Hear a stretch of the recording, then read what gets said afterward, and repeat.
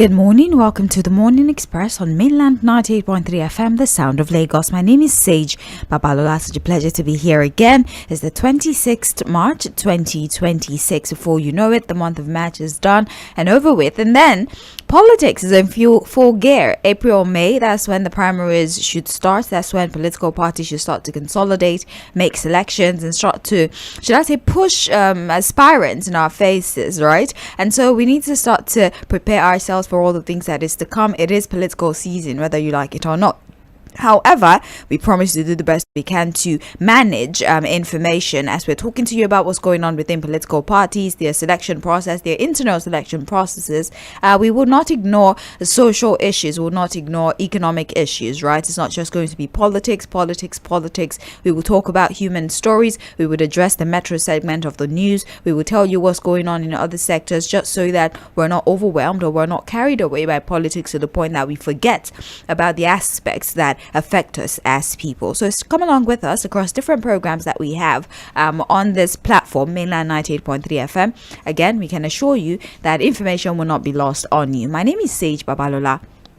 For this segment of the Morning Express, we're focusing on looking at our dailies. We want to have a conversation and take a quick look at what our newspapers are drawing our attention to.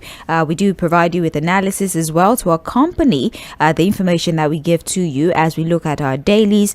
And at that point, we would hope that you have enough information to put your own thoughts together, because today especially is Open Mic Thursday, which means that you get to be the determinant of the discourse that follows right after analysis. We're going to take a very quick break, right, because I want to ensure that I have a connection with Fᴜᴜ, who will join us virtually. So don't go anywhere. Welcome once again to Trends in the Papers on mainland 98.3 FM. My name is Sage Babalola. Please do well to join the live stream actually.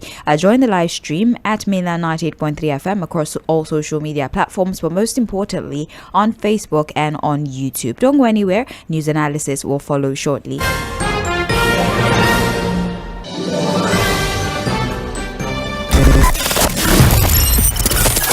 Fantastic conversations. Great to see you again. It's good weather. You want to agree with that? Yeah, I love weather. Trending music.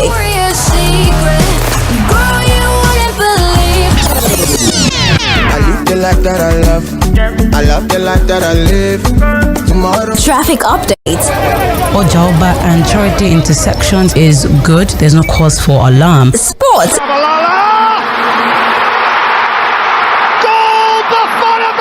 And everything fun is right here on mainland 98.3 FM. Don't touch that dial. Knowledge is power. Information is key. And that is why we aim to unlock the doors of opinion, unveiling the stories that need to be told. The Morning Express on mainland 98.3 FM from 5 a.m. to 11 a.m. as we invoke the thought-provoking discussion, tackle the tough questions, challenge assumption, and give a voice to the unheard. This is the Morning Express on mainland 98.3 FM. Welcome on board the Morning Express. Good morning. Outside.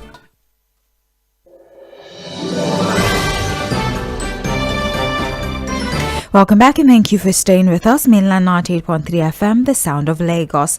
We are getting straight into the conversations. Today we're looking at the Punch newspaper, we're looking at the Guardian newspaper, and we're looking at the Vanguard newspaper. The stories that have dominated the papers today are mostly political and of course an update into what to expect with regards to fuel. We do have the Guardian newspaper, the Punch newspaper, starting with PDP faction open to talks as Wike denies split. I think we have Fᴜᴜ now. Good morning, Fᴜᴜ. How are you today? Good morning, Sage. How are you doing? I'm well, thank you very much. I thought you were not interested in us this morning. I'm not good. That perhaps you are not interested in talking about Nigeria this morning. It can be tiring, actually. I'm telling you, it can actually be very, very tiring, very exhausting. But we just have to do our job. What can we do? I mean, I don't blame all the people that tell me, please tell Fᴜᴜ that you should calm down. If you kill yourself for Nigeria, It's you that know. And yeah, I kind of get it. It's difficult for the passion it's difficult for you not to be passionate when you're talking about certain things, especially things that you'd expect those at the helm of affairs should logically, do. But it is what it is. It's a responsibility that you have taken upon yourself. Anyways, let's open the conversation this morning. We have PDP factions open peace talk as Wike denies split. The two People's Democratic Party factions have restarted the faltering peace process ahead of March 29 to 30th, 2026. The National Convention is being championed by the bloc led by the Minister of the Federal Capital Territory, Nyesom Wike. The bloc headed by Tanimu Turaki-san and supported by the party governors confirmed on Wednesday that a fresh reconciliation process aimed at uniting aggrieved factions within the party has commenced. Turaki, who disclosed this while addressing newsmen in Abuja, explained that the reconciliation, which was kick-started on Tuesday night, is yielding results. He says, and I quote, "In obedience to the advisory of the Court of Appeal, Ibadan, a few weeks ago, that parties in the suit should explore reconciliation to save the party from further strife and provide a platform for aspirants to seek elective offices in common election, the Board of Trustees of the party, ably led by His Excellency Senator Adolphus Wabara, constituted a high-power committee to interface with our estranged party members with a view to resolving outstanding issues and repositioning the party for election." I think the rest of the story just pretty much tells us all of the moves that they intend to take to bring peace back to that political party. For outside, perhaps this high-powered peace committee that has been constituted by Senator Adolphus Wabara, perhaps would they be able to achieve what we've been asking the PDP to do all this while, all the factions coming together and the viability return to that party? All right, so the PDP now wants peace, and they want to reconcile after they've lost virtually all their governors, viable lands. They've lost almost all their governors. The ones remaining in the party are second-term governors who may not be seeking re-election for anything, who may not really have any major interest in the political space other than maybe, putting up a fight to entrench or, get a successor just as they leave office. So this is a case of, someone causing problem, refusing to take the easy path, and then eventually coming back again to see how that path can be taken after all has been destroyed. Because look at how many governors they've lost, stage. Look at how many state assembly members they've lost, national assembly members they've lost, and now they are now back to the reconciliation table. So the question for if I have the opportunity really, or speaking with any of these leaders of the PDP. So the question is, what do you guys want to talk about now? What else exactly are you guys going to be talking about? Are you going to be telling Wike to stop and drop his support for the APC presidential candidate, President Bola Ahmed Tinubu? Because that seems to be the major disagreement in the party. Forget about all the analysis. I've seen some of my senior colleagues who talks about legality of congresses and they've not held congresses in 12 states. And I'm like, these are things that would not have led to any quarrel in the party. If not that at this point, there's a non-alignment of interest, personal interest, from these political leaders of the PDP. Ordinarily, these are things that happens within the party that they would have called themselves up in a room and find a way to resolve. The major thing dividing the PDP today is Nyesom Wike and his determination to hold the party down for the interest of the ruling party, the APC and Mr. President. That's all. Every other issue are issues that they would have resolved ordinarily. In the past, there used to be more contentious issues now in the PDP, and they always find a way to resolve it. The problem is that at this point, there is one man who has grown so much wings, so much influence and power in the PDP, who has a different agenda from some other people who are in the party who have also considered themselves leaders of the party. And I think Governor Jᴏɪᴜ has been truthful enough to say, you know what, the problem is that there is this man who has promised the president to hold the party down. And how do you hold the political party down, Sage? Manufacture different kinds of crises. You understand what I'm saying? And then we also have a situation where this is somebody who also understands how to create legal chaos use the judiciary to continue to cause chaos and confusion in the party.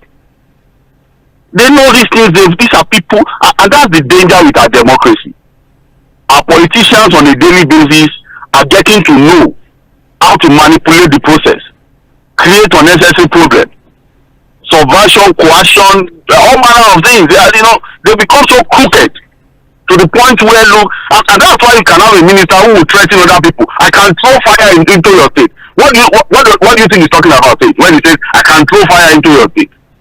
The man that has the ability to throw fire into a different state, would it be difficult for him to throw fire into his political party? Is the same man who throws fire who is now calling the firefighter. And we can reconcile, the party cannot go down. Integrity is very important. Is the same man who is putting fire in houses who is still calling the firefighter. So if not that the papers are reporting the PDP, honestly, this is one issue in the political space I really don't want to talk about, because we are only wasting time. These guys know what the problem is, and one of them has been truthful enough to say, there is this person who is so influential in the party, who has got the backing of the president. He has the federal might behind him. He understands how to manipulate the entire process, the judiciary and what have you, who has promised Mr. President allegedly to hold the party down so that Mr. President can be re-elected. And I think the only thing Wike will be happy about, if you look at his body language and what he's saying, is for the PDP not to present a presidential candidate. The PDP just makes if the other faction, the Wike people, the Makinde people, Sami Turaki and all that, can today announce, that for the sake of peace in the PDP today, the PDP has agreed not to present a presidential candidate in 2027, and they will be adopting and supporting Mr. President. I am telling you, please to come into that party today. Say. All of them, they have not done congresses. These are just excuses, These are things that they manufacture, problems they manufacture to keep the party in disarray. And unfortunately, the story of the PDP, there's not anybody can. If they reconcile, well, good luck to them. If they don't, Nigeria will move on. I mean, once upon a time, PDP was more or less the most viable opposition that we had. They seemed to put together. They seemed like they had a plan, especially after the 2023 election. They had so much to say about how the next election they would have gotten they will have their act together. They will fill the candidate that would offset the ruling party. But then the less than how many months to the election, we don't even know who exactly is who in the party. You see, the PDP has never been a serious party. Honestly, so even from when it was created, it was a contraption. We were coming from terrible days of the military, and so there was a need for us to transition into democracy. People who contributed to this country, people who contributed to the problem we have today, came together to form a political party. So look, the foundation is wobble. You don't understand what I'm saying. Look at people who came together to form the PDP now. A lot of them participated in the destruction of this country. And so when they came together to form that party, they also decided that, look, the next person who was going to rule this country has to come from within, from their fold. They went into the prisons and brought out the man that became the president. And look at how that one also ran the party for 8 years. Nobody could talk to him. Governors were being removed. You don't agree with him, they change you out of the party. So at that point, they were already setting the precedence for all of what they are seeing today. The bad behavior that you see today terminated from what happened in the past. Sage. So it has never been a party with any serious intention to govern and have internal democracy. It has always been a party of strong men, weak institutions. There has never been internal democracy in that party. And that's why I tell the APC of today, your days are coming too, because it's almost the same pattern. It's a one-man show. It shows that today, just like it was in the past for the PDP too, there's somebody that can whip everybody tonight. The man has every authority, every power, both state and institutional powers to discipline anybody that wants to cause problem in the APC today. But if that man retires from politics tomorrow and is no longer available to whip everybody tonight, what then happens to the party? Like it has happened to the PDP today. You know, as it stands now, Alagbara for the PDP, so nobody can control anybody. Oh, and I'm not sorry, that's the story of political parties in Nigeria. They are just vehicles for politicians to achieve their political ambitions. No ideology, no philosophy, there's nothing progressive about any of the political parties in Nigeria. Well, there you have it. Let's see the outcome of their reconciliation effort. Perhaps we can see some level of cohesion. But just like you said, after that, what exactly is the next step? Because credibility has indeed been lost. Their strong men have exited the party. So who's going to be left in that party? Wike and who? Seyi Makinde or who? Anyways, what I think they should just do is to just give the party to Wike. To do what? They will now ask you, sir, you now have the party. What do you want to do with it? You will now see what he will be saying. They should give the party to him. So let's see what he's going to do with the party. Well, since maybe we just deregister the party. Just go to INEC. We are registering this party. Since we're talking about political parties, the Punch is also highlighting the APC as they are setting the stage for Saturday's convention with zonal elections. Zonal executives of the All Progressives Congress emerged on Wednesday, pledging to mobilize overwhelming vote for President Bola Tinubu to secure a landslide victory in 2027 election. The Congress was a prelude to the national convention scheduled for March 27th and 28th in Abuja.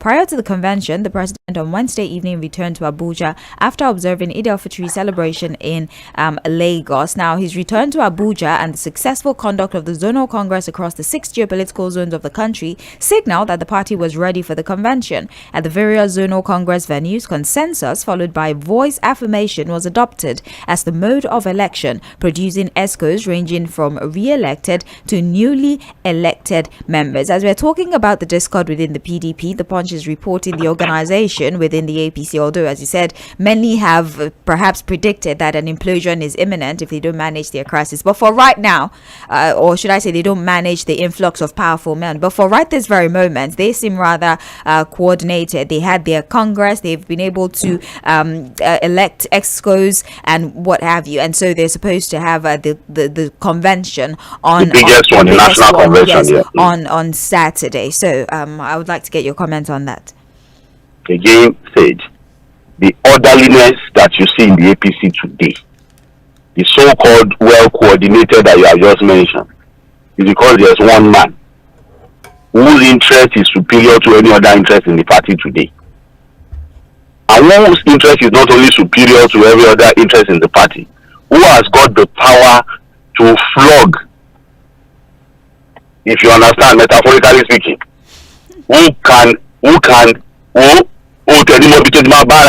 if you want to cause any problem in the party. They might have their silent disagreements and what have you. Okay, let me give you a very good example. Look at Rivers State. Yeah.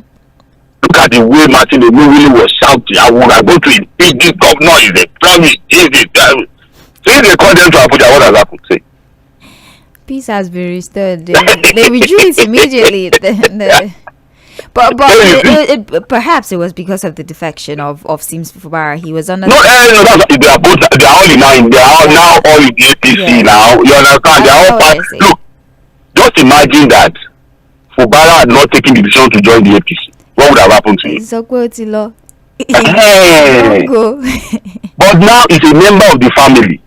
The other people too have left the PDP. They are also members of the family. Yeah. And there is one man who say, you know what, all of you are Lojuku. And they know that no matter what they think they are in Rivers State, the state assembly, they cannot dare the president. Unfortunately, that is where we are with our democracy. Even when the governor dared him, you know what happened to him? Oh, nothing more suspension. Even though we have said it here, and we still maintain the position that was an abuse of power. But that is the situation of the democracy we say we run in the country at this time. So, beautiful to see how the APC is well coordinated. Because like I said again, there's one man that can whip everybody to life. And another thing that came to my mind, Sage, look at the way they are perfecting everything. Look at the commitment, Sage, to the political survival of the party and the desire to win the next election. I have been seeing committees for this national convention, transport committee, welfare committee, accommodation committee. They've been holding meetings. If you see how intentional and committed they are to all of these their meetings, say if they devote 50% of that commitment to building this country, we will not be complaining like this. The way they are committed to running their party and winning the next election, see, I'm telling you, if you see how well organized, even look at how they conducted their state congresses. I am saying again, if they spend just 50% of that commitment on fixing the problem in Nigeria, we will not be where we are today. So are we saying this democracy is just about winning election? It's just so this democracy is only for the benefit of politicians. So every 4 years, the same promises we made to the people will repeat the same promise another 4 years. You are going to see how beautiful the national convention will turn out to be on Saturday. I'm telling you, it's going to be very colorful, well arranged, well planned. You will see. And so let us now imagine that, if you guys are capable of getting these kinds of things done seamlessly, beautifully, where is then the commitment to building this country? I saw a video I've not been able to verify, where I think it was the governor of Edo saying, money don't dey yafu, money, there's no money. Chai. He said, chai.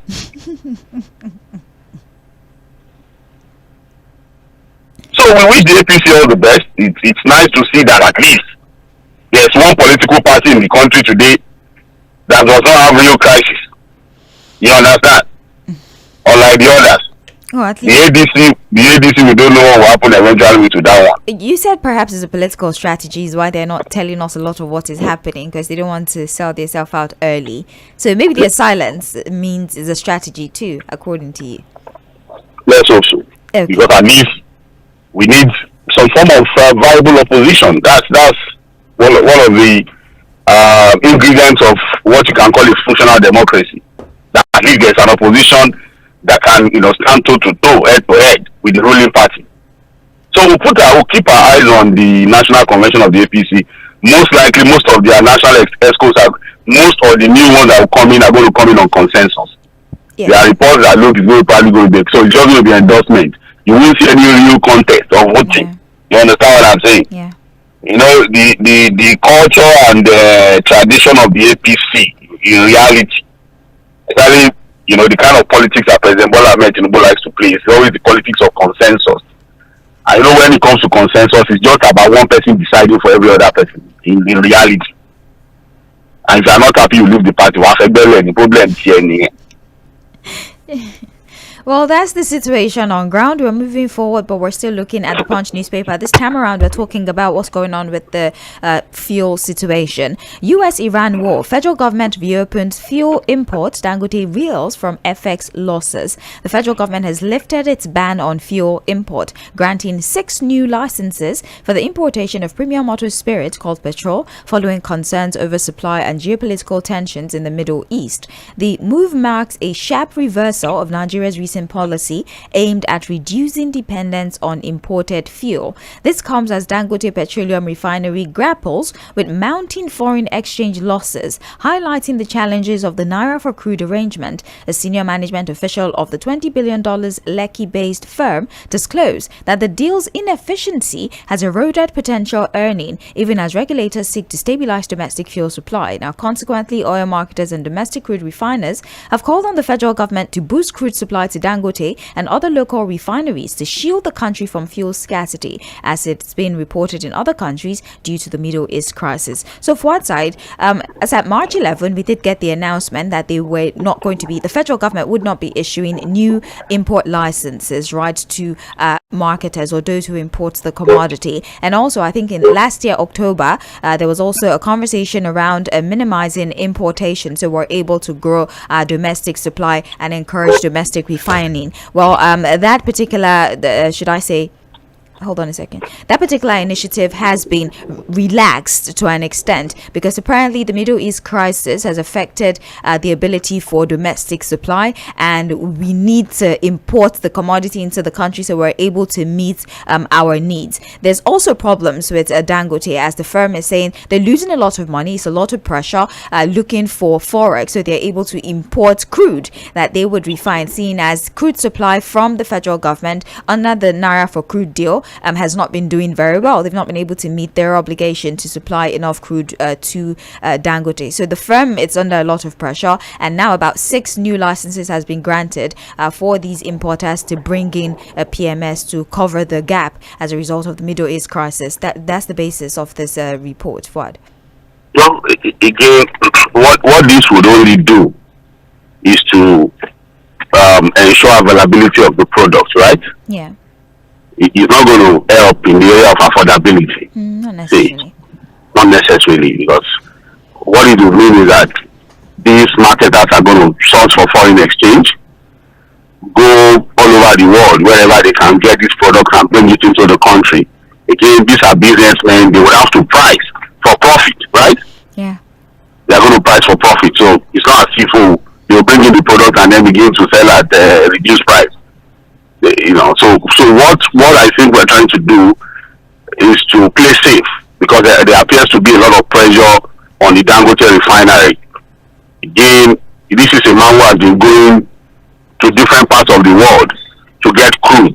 And when I see experts saying, the federal government should give more crude to Dangote, the crude is not available.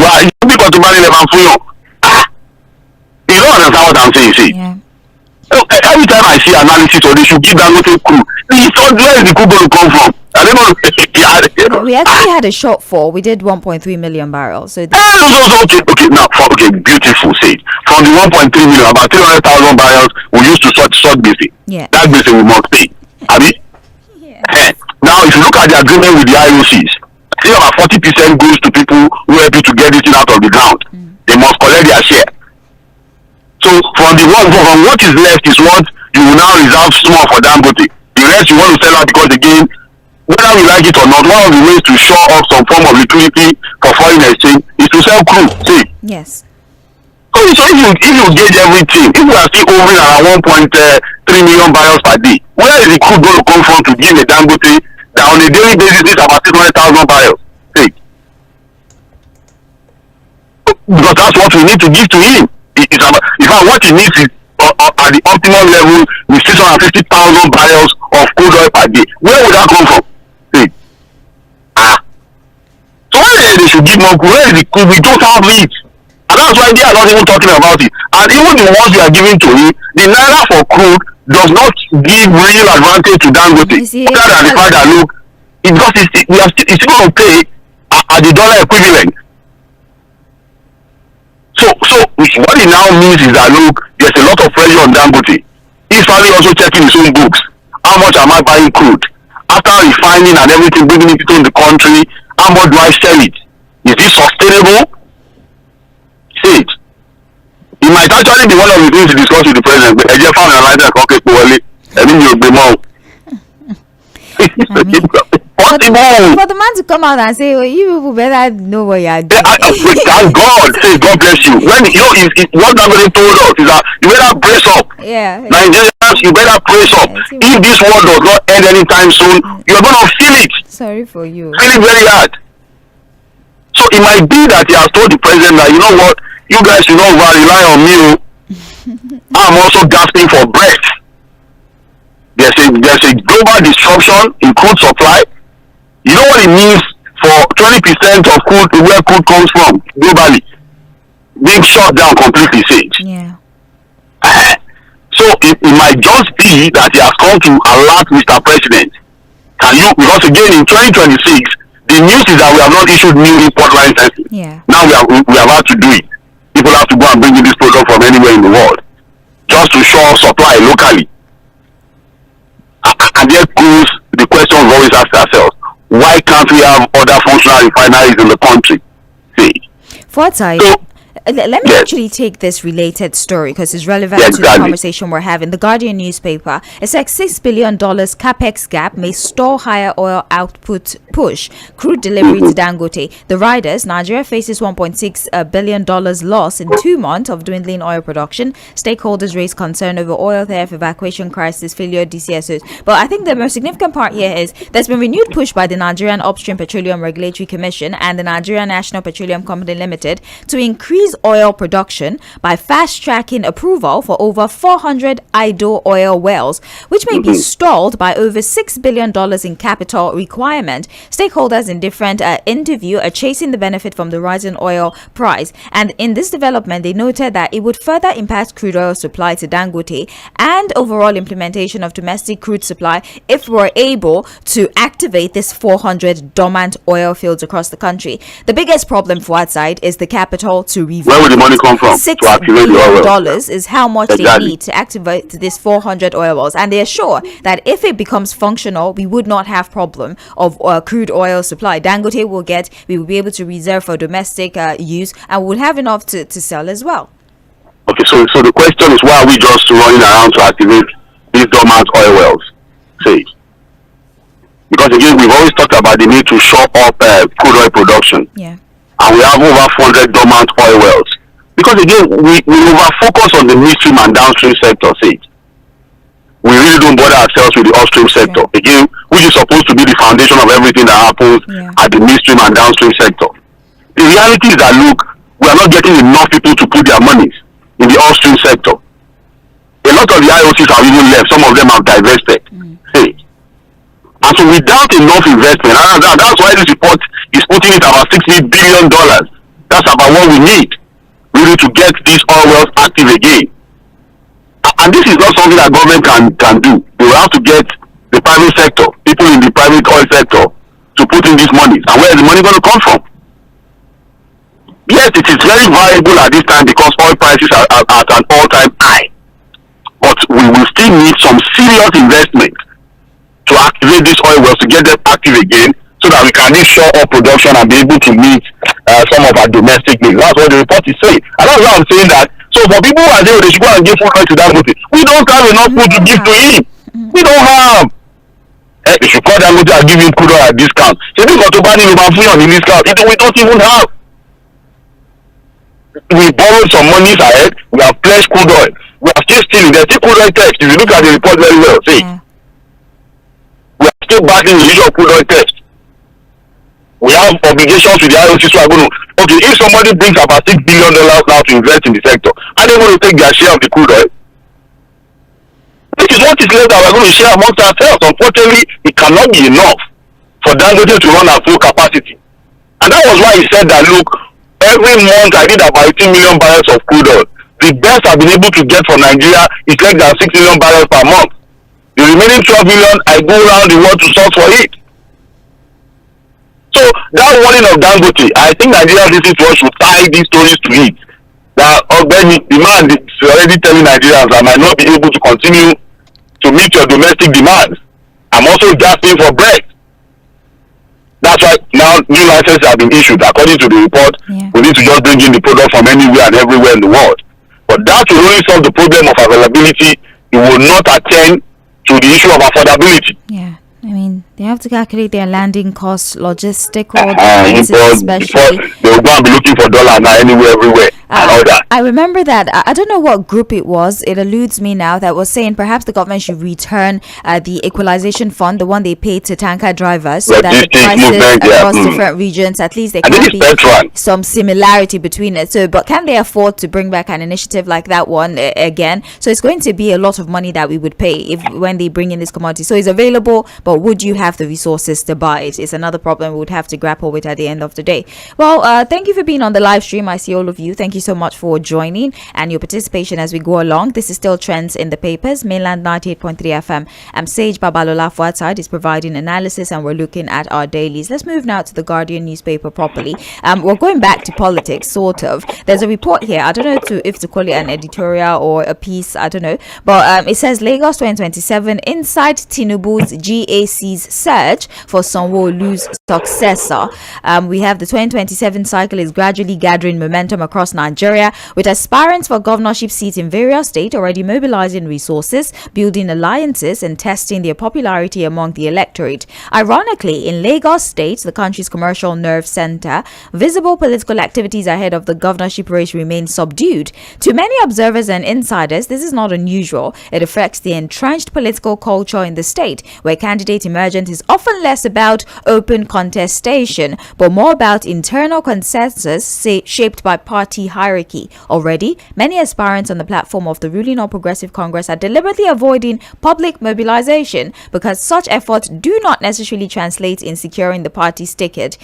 Years past, the real contest is always taking place behind closed doors. So, Fuad, this Guardian report is painting a picture of the reality of what goes on when it comes to Lagos State, the election of the governors. They're saying across other states, which is true, a lot of people who are interested in occupying especially elective position, they've started SOTO campaigning. We've started to see pictures and people mobilizing. However, the atmosphere is different in Lagos because a lot of aspirants have gotten with the program that no matter how loud you are as an aspirant, no matter how much mobilization you do, the decision of who is going to occupy that position is often agreed upon by certain individuals, and your loudness would not necessarily equate to you clinching that position. Is it okay that with all the democratic development that we've had as a nation, that this is a fate that certain people have to resign to, that your competence does not matter and one person or a few people get to make the decision? That's the unfortunate situation, and it's unfortunate that is the story of politics within the ruling party in Lagos, a state that's supposed to be the center of excellence. Say it. Beautiful report from the Guardian newspaper about the situation of politics in Lagos, where in reality you can see that, look, if you show your hand too much, say, that's what the report is saying itself, that no matter who you think you are, if you show that you are too much interested, it can even be a problem for you. Right. That, oh, this one is desperate, Emamu.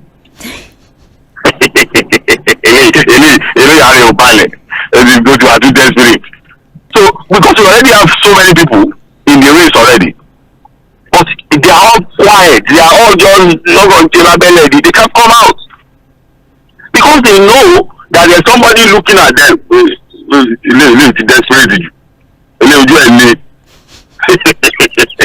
they can come out. But this is Lagos, by Lagos State, the center of excellence, the beautiful state, the state of intellectuals, the state that is supposed to set the pace for others to follow. People want to become governor, they can't even say it. They can't even show their hand. They can't even show their face. You don't understand, see. Their money that we see, and then what most of them is now doing is to plant stories in newspapers, just doing all manner of things, and then but at the end of the day, let me tell you something. Say, there was a report I got, I think was on CNN or Al Jazeera. Do you know that in North Korea, say, do you know that they actually vote? There's a voting process to choose the leader. The voting process that before they finish counting, like 90 Very funny story. I'm going to send you the link. Please send it to me. So Kim Jong-un, they actually even vote for him. It's not as if there's no democracy in that country. So, wait, I didn't know that it was a democracy in North Korea. No, they have their own kind of democracy. At least what they say is that there's a congress of some. There's arrangements they vote that they used to vote for him maybe every year or every 4 years or something. They born you you don't you? At the time, the funny thing is that they said this year's own, I think about 97% people voted for him out of those people. Whatever, Kim. That it was a reduction from the last time where it was 99%. Wow, democracy is working. It's working in North Korea. This is the kind of democracy we have in Lagos too. Especially among the ruling party. Because at the end of the day, one man will decide for all of them. One person will decide for all of them. Look, when I told you this story is that look, this so-called story of GAC or no GAC, the GAC is just here. The real decision is not even in the hands of the GAC. See, look, the APC in Lagos can pretend about, they can say whatever they want to say, but we know what we know. At the end of the day, it is President Bola Ahmed Tinubu's decision to make. See, now today, when Fashola was going to come out, was it the decision of any other person? How did he emerge? How did somebody emerge? How did someone emerge? See, so that's what the story is telling us, that unfortunately a lot of people are interested, but they dare not overshow their desire. Let's become counterproductive for them. You understand what I'm saying? Let's become a problem, because you do not mean that you are too desperate to do any and a big job availing you. So, but whatever it is, we will know. We have some few weeks to go, Abby. Yes.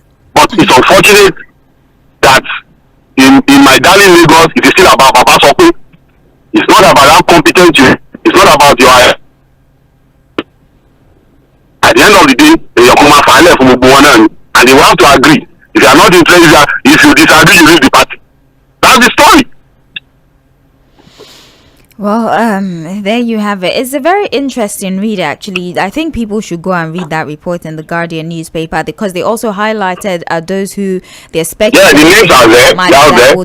that would be interested, or those they think might be the replacement for Governor Babajide. Some of the few names, Abi, Obafemi Hamzat, Deputy Governor, yeah. Yes. Bajabia Amila's name is still coming up. Muri Okunla, the personal secretary of the president. Yes. Tayo Ayinde, yes, the chief of staff.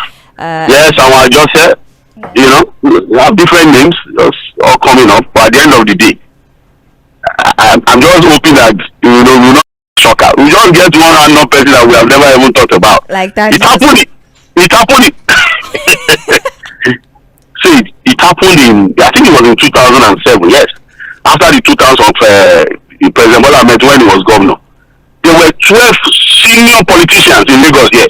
Big politicians, so I will never forget the likes of Babe, Tokunbo Afikuyomi, this other man from Mushi, Louis Balire, you know, so many big politicians, all of them were campaigning, showing their hand. It was going to be a serious contest. I think Baba was just looking at them. See, Baba was just looking at all of them. Before we know it, we just started to see, Baba the governor, son, there's a senior group of Nigeria, that was how Fashola came out. I remember that when Fashola was brought out, all of them first disagreed. In a joint press conference, we will not accept it, we will not take it, we will leave the party. Yeah. See, Chai. and today the rest is history. So I hope that all those people speculating, planting stories and what have you will not be shocked when Baba makes a decision. Let's move to another story, Jerry. We actually have less than 5 minutes, but I want us to talk about this. Fuad Sahid, in South Africa, there's been a major anti-foreign national protest, let me call it that, specifically against Nigerians. Now, in South Africa, South Africans, or a group in South Africa, is protesting that if you've exceeded your stay, if you are there in South Africa illegally as a Nigerian, that it's about time for you to leave. In fact, it became so bad that police needed to tear gas at the protesters because the protest was starting to become violent. And it takes us back to again, we should highlight that you should not be in anybody's country illegally. It's against the law. That is a crime. But it takes us to the broader issue of why there seems to be this continued tension, especially between South Africa and Nigeria. It takes us back to the days of xenophobia. There was also a recent protest, right, that led to conversations around, they're taking our jobs, they're taking our women, we're starting to feel like second-class citizens in our own country. Nigerians are doing too much, they're dominating our space. What exactly, is there some sort of history as to why this continued tension exists between South Africans and Nigerians, and why they continue to protest against the rising population of Nigerians in that country? Well, see, this protest is not only about Nigerians, other black African nations, Zimbabweans, Malawians, other black nations, but again, Nigeria probably has the most of the population there from other nationalities. Now, this is the problem. You asked about historical context to this issue, where blacks will see other black African people. They are coming to take our job. If it was white against blacks, now you say, well, it's what are racism. But these are blacks who also see other blacks coming to take their job. Now, you see, the apartheid era did something very terrible to blacks in South Africa. What they did was that, look, they did not just starve them of power, they denied them training and empowerment. A lot of them have no real skills. Unskilled. Because that was part of the apartheid strategy. Stifle them, deny them, education, even skills, basic skills like apprenticeship and what have you. It was, and that's what apartheid brought to South Africa. So, post-apartheid era, unfortunately, the blacks who have taken over after Mandela have not done enough to take discipline out of the apartheid era. Create more opportunities for them, ensure that they are well trained, because for years they were under apartheid without any form of skills. So, for example, most of the owners of the businesses too are also white. So what they do is still continue that sense of apartheid. So when they need a mechanic, there's a Nigerian that has the skill. They take a Nigerian because there's really no South African that can do the job. They want a hairdresser, so for most of the skills sets that are available, when it comes to employing people, they prefer to take other African nationals who have these skills, because the larger population of the blacks in South Africa don't even have these skills because of what apartheid did to them. So they sit back and, they are coming to take our job. But I must tell you that the blacks who are living in South Africa have not done enough. Jᴏɪᴜ was a complete disaster. Jᴏɪᴜ, that was just a complete disaster. The ones who are there today, I don't think they are doing any better. You understand what I'm saying? And whether you like it or not, the mainstay of the economy of South Africa is still in the hands of the whites. And when it comes to employing people, recruiting people, a lot of times they prefer to take people of other nationals who have these skill sets. So until the government of South Africa begins to look at how to empower blacks, give them the needed training, the needed empowerment, so that they can also compete with other nationals, these things will continue to happen. This is not to justify the nonsense they are doing, actually. I'm just saying that there's a historical perspective to it. Pardon me, but those who are protesting are also saying that Nigerians in South Africa, they're drug dealers, they encourage prostitution or trafficking of some kind, sex trafficking of some kind, is being linked to the migration pattern as well of Nigerians. That's just giving the dog a bad name to hang it. You understand what I'm saying? They have to say something. A lot of the discontentment and the disagreement and hatred is actually coming from the fact that, look, they think that, these people are coming. Look, and Nigerians, because again we are so big in investment, in empowerment, and what we go there, set up businesses at one more stage. They say the average. We have to go. They say the average Nigerian man, he will enter a bar, they take their women. They say South African women prefer to follow Nigerian men. We are spenders. We are spenders. I'm not a spender. I don't have money. Thank you very much for that time. Nigerian men are spenders. I don't know. Thank you so much for your analysis. We have to go right now so we can take feedback from people. That's about it. We'll take this break. When we're back, it's time for Open Mic Thursday. As I said, you get to determine the stories we talk about this morning. Don't go anywhere.